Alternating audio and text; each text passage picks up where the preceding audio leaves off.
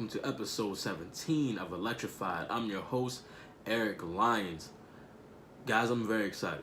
I'm very excited. This is the first visual episode of Electrified on YouTube. First one, I'm excited about that. It's great to be here, man. Shout out to the listeners that have been listening on Apple, Spotify, Anchor, etc. Wherever you've been listening, I appreciate you if you have been. And if you haven't, and you've just been waiting for the visual, I understand.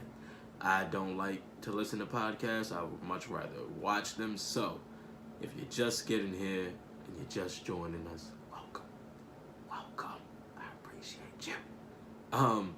But no, man, we got some things to get through today. I don't want to spend too much time on Wild Card Weekend and the National Championship game. I'm not going to dive into all the Wild Card games because I really want to talk about that Bears and Eagles game because I was absolutely right. So let's get right into that. So the Bears and Eagles game, right?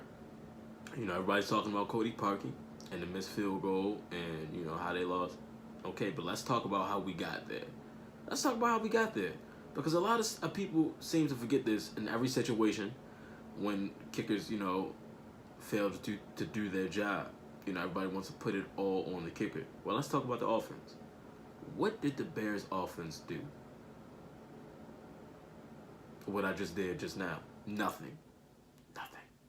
Bears defense didn't do much. You know how many points the Bears defense scored? 6. You know how many points Cody Parkey scored? 9.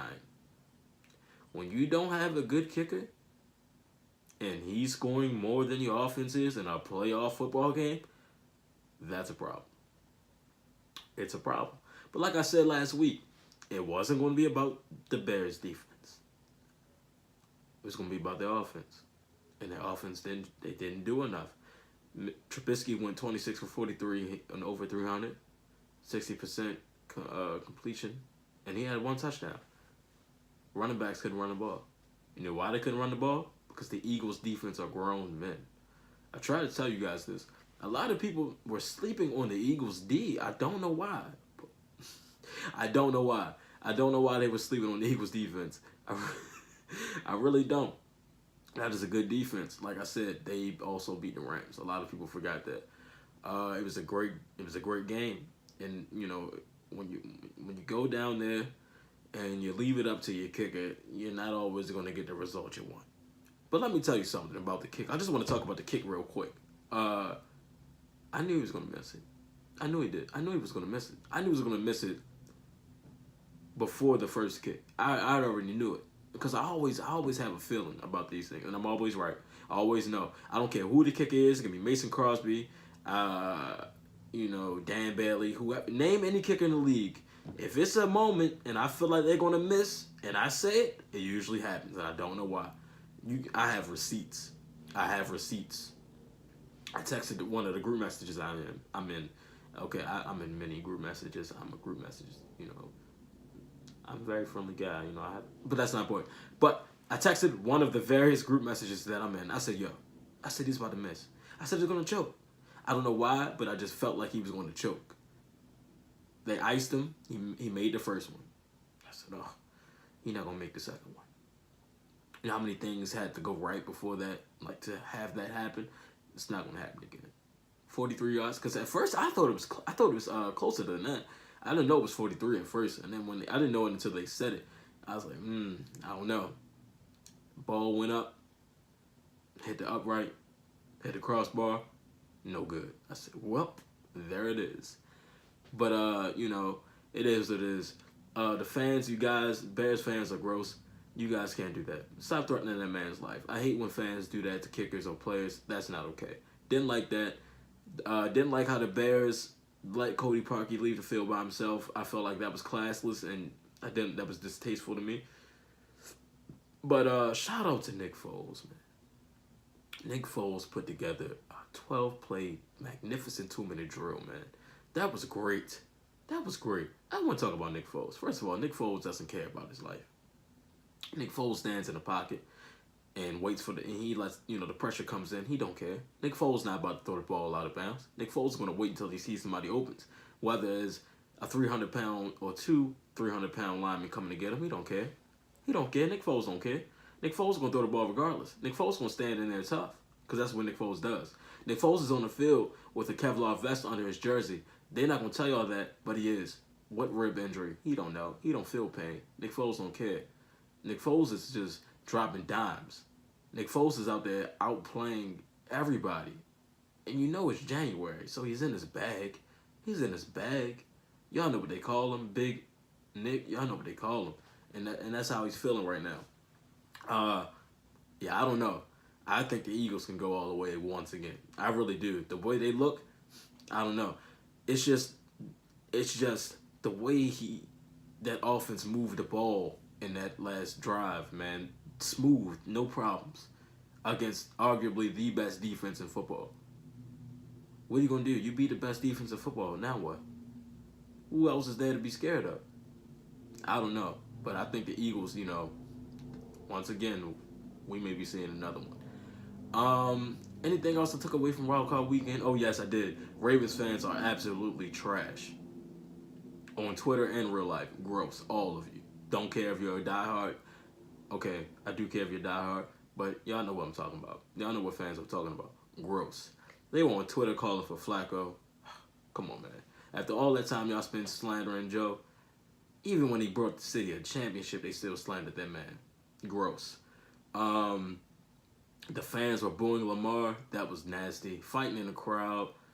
Walking out with 12 minutes left in the game. Just distasteful. Not classy. Déclassé. Ugh. It was gross. Didn't like that. So that was Wild Card Weekend. It was what it was. I went 2 for 4 on my picks. I'm not going to talk about the games I lost. I don't want to talk about that. Shout out to the Colts and shout out to the Eagles for making me look good. But the national title game did not go. Listen, nobody except for Clemson and Clemson's fans expected that, because I had no idea. I had no idea that Sunshine was going to do that. I didn't think Sunshine was going to do that to them boys. I didn't. That boy went off. He was in his bag. That boy Trevor Lawrence is cold, boy. That boy is cold. And at Clemson made Alabama look like a wreck team.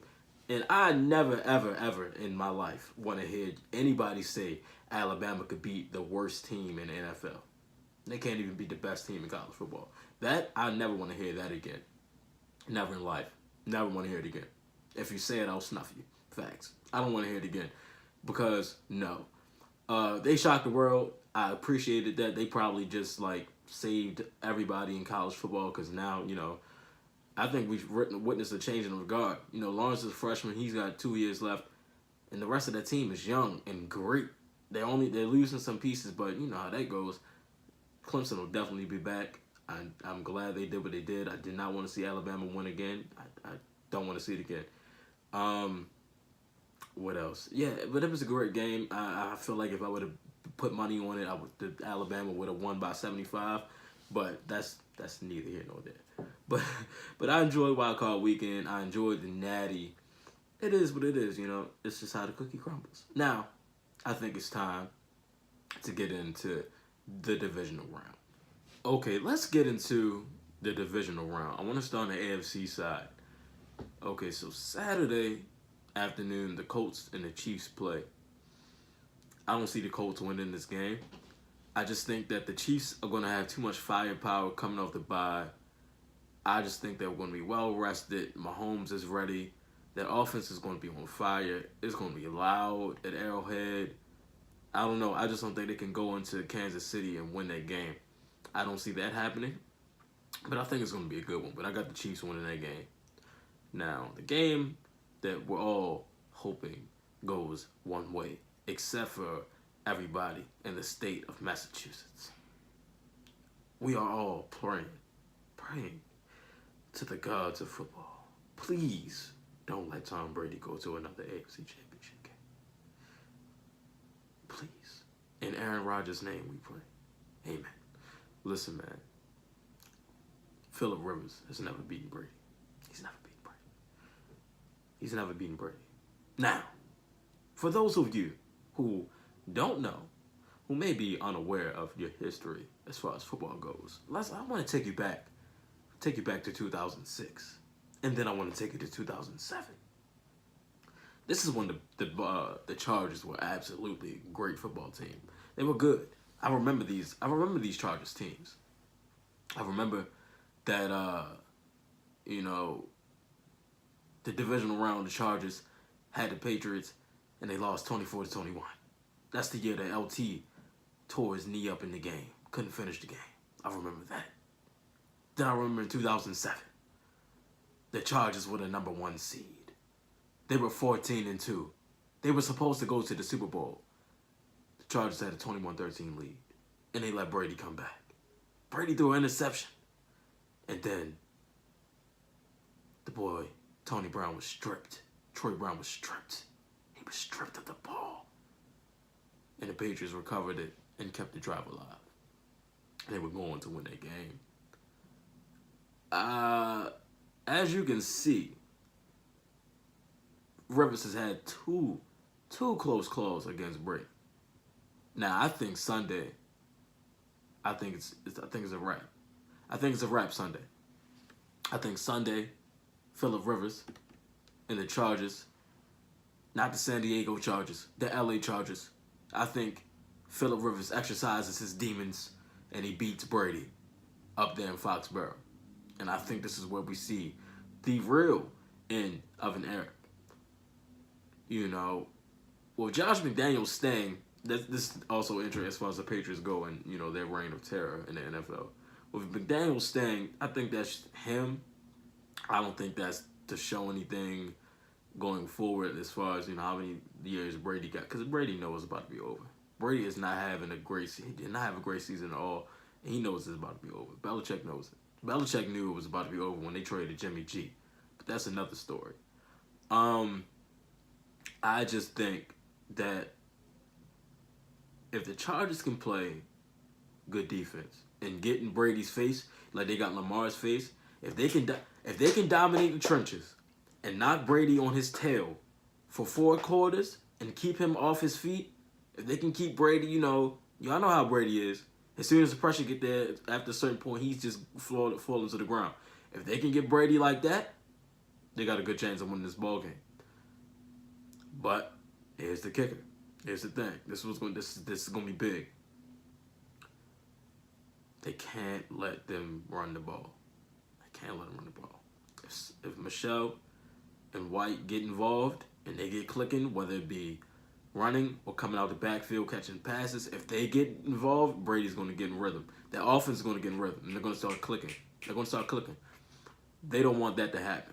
So they got to just punch them in the mouth early. You guys know how hard it is to win a playoff game in Foxborough because you're not just playing the Patriots, you're playing the refs. And I hate to be that guy. I really do. I'm not saying the refs are paid off. I'm not a conspiracy theorist. I'm not saying anything's rigged. All I'm saying is the refs that ref Patriots playoff games in Foxborough, they can be a bit, y'all know what I'm trying to say.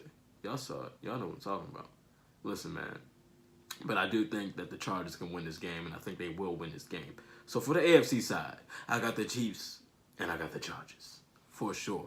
Now, NFC, all I'm going to say is the top seeds are in trouble. Cue up Migos Dead. You in trouble. You in trouble. Yeah, I think them boys in trouble. I think the Saints are in trouble, and I think the Rams are in trouble. Now, the Saints did blow the Eagles out. They did do that this season. That happened. But I don't know. This is Nick Foles' Eagles. Nick Foles' Eagles play a little different, especially in January. So, I don't know. Now, the Rams are frauds. I'll say, I've said it before, I'll say it again. The Rams are frauds. All right? I knew the Rams were frauds when the Packers almost beat them, but, Ty Montgomery didn't want to win. So, he fumbled. But I knew they were frauds then. And it's not about to be a home game. An away game for the Cowboys. You know how many Cowboys fans about to be up there in LA? Listen, man, the Cowboys might win this game, and they are. I'm picking the Cowboys. I am. I got the Cowboys going out there and beating them. I don't know what it is, but I just don't think the Rams are going to win. I don't think their offense is going to do enough. I don't see it happening. Goff is not had a great second half of the year at all. You want to talk about a slump? Tuh, gross. The Eagles, that's gonna be a high scoring game. Oh, I think all the games this weekend. Oh yeah, by the way, I think all the games this weekend will be high scoring. I don't think there will be any defense played this weekend at all. The scary defenses are gone. The Ravens are gone. The Bears are gone. Everybody can come outside and play now, because I think the Eagles game is going to be up in the 40s. The Eagles Saints game, and I got Nick Foles. I really think the Eagles can win this game, and I think they will. But I got all the games being high scoring. So, time to lock in. I got the Chiefs over the Colts, Chargers over the Patriots,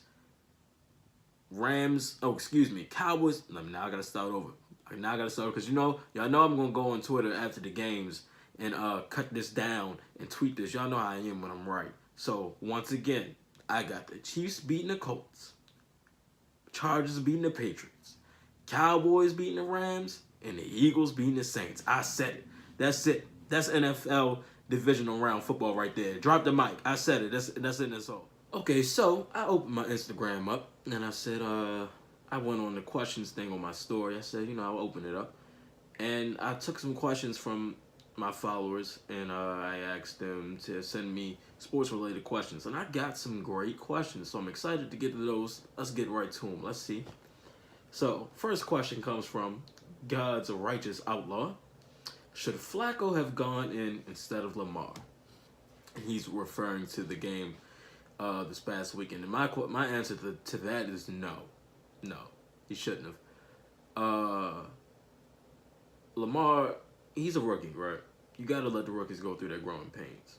Flacco was a rookie when he went to the AFC Championship game. And no. Lamar, it was right for him to stay in the game, even though it looked like Flacco, they were going to pull the trigger and let Flacco get in. I don't think that was right. I think they did the right thing and let Lamar stay in and go through his first playoff appearance and his first playoff loss, and almost could have been a win the way he was playing. He got the Ravens back in it, so that was good. It was good to see that, and Flacco wouldn't have made a difference. He would have made a difference. The line wasn't holding up for Lamar, so what do you think it was going to do for Flacco? And Flacco's not a mobile quarterback, so it would have been worse. Probably wouldn't even scored again. So I'm glad he let Lamar stay in, but I do think, I said this. I told my mom, I told my friends, I think Flacco should have gotten in there and took a knee at the 50 like Ray Lewis did when he retired. That's what I think. They should have let Flacco get in there, man. Get a hand off and take a knee at the 50. And heroes wave to the M&T Bank. That's what I think. No. But no, I think that was smart to let Lamar stay in there. Okay. Then we got another question here from a man, Walters, right? But the X the T is an X, so he's different. He says, who takes over the AFC East when Brady retires / Belichick leaves? That's a loaded question, and I like that. That's a great question. And my answer is the Jets. The Jets have the biggest upside from Jamal Adams on the defense and then Sam Darnold. I think the Jets are going to be good. I really do. I believe the Jets have the best chance. I don't believe in the Dolphins or the Bills. I think the Jets have the best upside to take over the East. Let's see. Mr. Stubler says, he had a couple of questions. Agree or disagree? The Browns are a super early contender for 2020 AFC. Yeah, I can see that. I can see that. I really think the new AFC North rivalry, the premier rivalry, is going to be between the Browns and the Ravens. I think it's going to be the young quarterbacks. I think the Steelers are falling off, and the Bengals never know what they want to do. I think the Browns are definitely going to be up. It's going to be they have a chance to win it next year. I believe. So that's going to be that's going to be interesting to see. Mr. Stubler's second question was, do you think the Steelers are done being a playoff contenders now that AB wants out? Now, when you look at the Steelers this season, right, a lot of the games came down to penalties, the missed field goals, turnovers. They were tight games. Like, Steelers could have been in the playoffs now. Like, it was close. But AB, you got to think. I just don't think. Yeah, without AB, yeah, I don't think so because they're losing. AB and possibly losing AB. Bell's definitely gone.